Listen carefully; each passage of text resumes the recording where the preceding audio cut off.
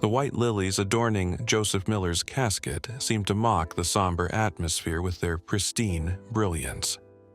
7-year-old Adam stood beside his mother, Rosalie, his small hand clutched tightly in hers as mourners filed past. Unlike the adults who averted their eyes from the closed casket, Adam couldn't look away. His father's death had come suddenly, unexpectedly, and the boy's mind struggled to reconcile the finality of it all. "Daddy's still alive," Adam whispered, his voice carrying through the hushed funeral home with the innocent clarity only a child could muster. The words hung in the air like frost, causing several mourners to pause mid-step. Rosalie quickly pulled him closer, murmuring gentle shushes, but the damage was done. Among the stunned faces, Officer James Trent's expression shifted from grief to curiosity. He had known Joseph since their college days, and something about this funeral had felt wrong from the start. The closed casket, the missing death certificate, the way Rosalie had been so insistent that no one, not even Joseph's mother, view the body. It all struck a discordant note in Trent's well-tuned investigative instincts. The following morning, Trent sat in his office, staring at the empty space in the database where Joseph's death certificate should have been. The coroner's explanation had been weak at best, a clerical error, a misplaced file. But in 15 years of police work, Trent had never seen a death certificate simply vanish.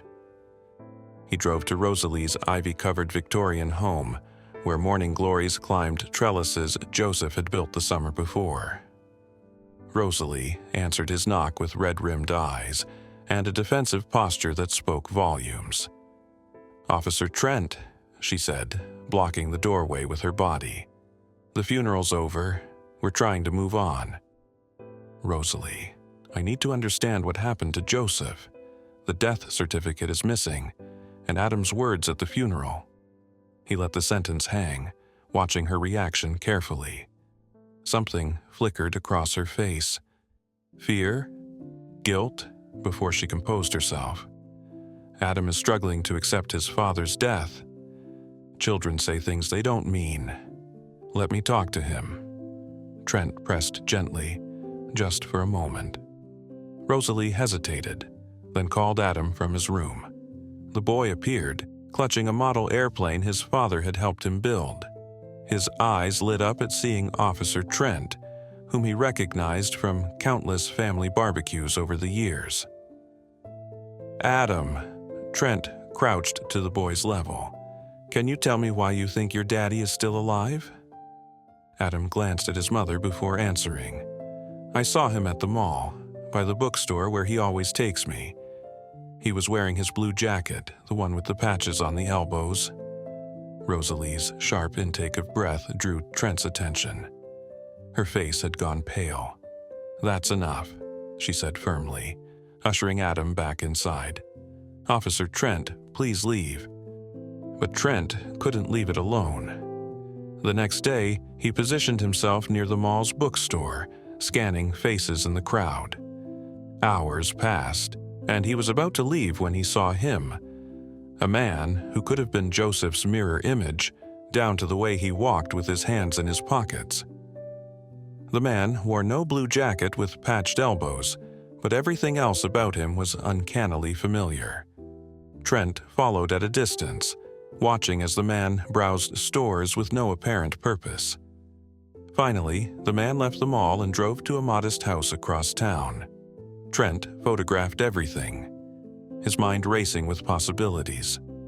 The evidence was circumstantial at best, but combined with the missing death certificate and Adam's testimony, it was enough to convince a judge to issue a warrant, not for exhumation as Trent had initially planned, but for DNA testing of the mystery man. When Trent brought Alex Thompson in for questioning, the resemblance to Joseph was even more striking up close. Alex's confusion seemed genuine as he examined the photos Trent showed him of Joseph. "I've never seen this man before," Alex insisted, "but it's like looking in a mirror." The DNA results arrived a week later, revealing a truth stranger than fiction.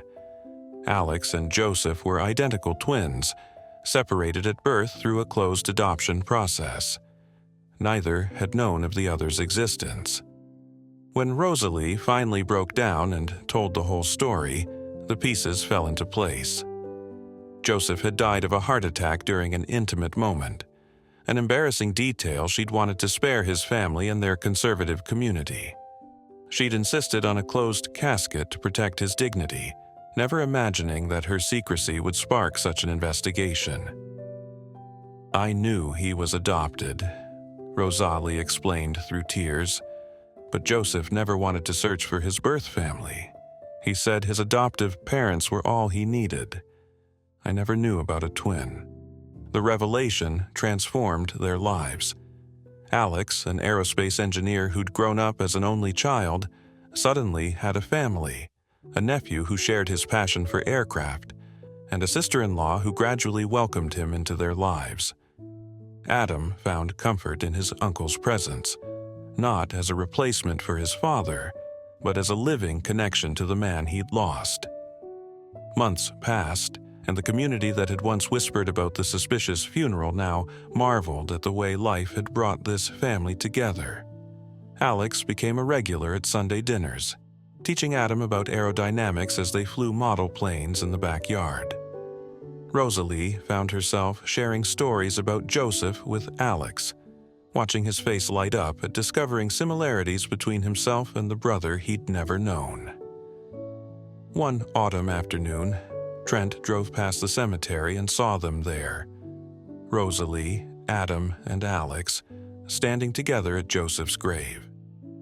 Adam was demonstrating a paper airplane's flight path while Alex watched with their shared smile. Rosalie caught Trent's eye and nodded, a gesture of gratitude for the investigation that had brought them not the scandal she'd feared, but an unexpected gift of family. As Trent drove away, he thought about the mysteries that shaped their lives. Sometimes the truth wasn't buried 6 feet under, but walking among them, waiting to be discovered. A child's innocent observation had unlocked a door none of them knew existed, leading not to darkness but to light.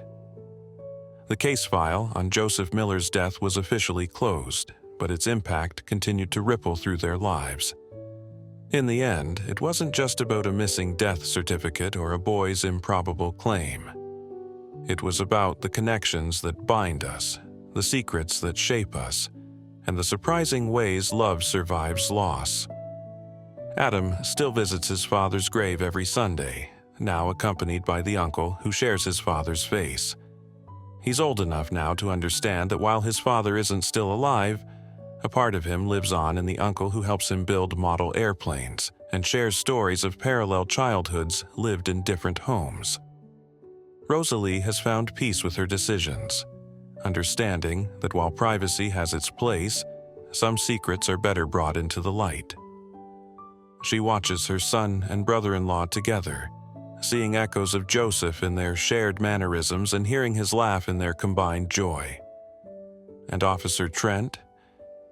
He keeps a photo on his desk, not of the evidence that cracked the case, but of Adam and Alex flying a remote-controlled airplane in the park, their identical grins reminding him that sometimes the best investigations don't end with handcuffs, but with healing. In the end, Adam had been right, in his own way. His father wasn't still alive, but his legacy lived on in the twin brother none of them had known existed, in the nephew who carried his smile, and in the family that had grown stronger through loss and discovery.